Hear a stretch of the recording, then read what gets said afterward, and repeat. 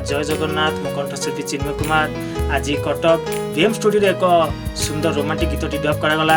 यही गीतटी को लिखिंट और संगीत सजेचंती आमर प्रिय रतिकांत भाई। यही गीतटी को आप LS Odia music express channel आप देखा पाइबे। गीतटी भल होती आपको बहुत भल लगे मुझे आशा करुच्ची।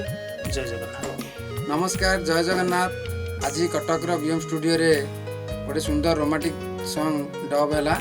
गीतटी हूँ एमिति भी प्रिया तू लागू भारी सुंदर। यही गीतटी को लिखी एवं स्वर संयोजना करी पूर्व थर पर एथर जड़े न्यू कमर सिंगर को चांस देछि चिन्मय कुमार।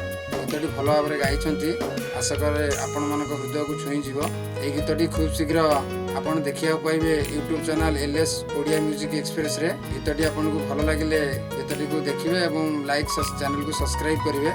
रहूची नमस्कार। एमिति भी प्रिया तू लागू भारी सुंदर जेते देखिले भी तोते फेरुनी मो नजर।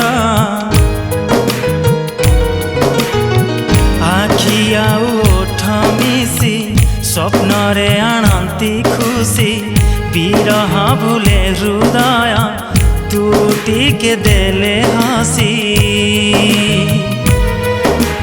भय आसे मनारे न आसु तो उपरे भय आसे मनारे न आसु तो उपरे कहा नजरा।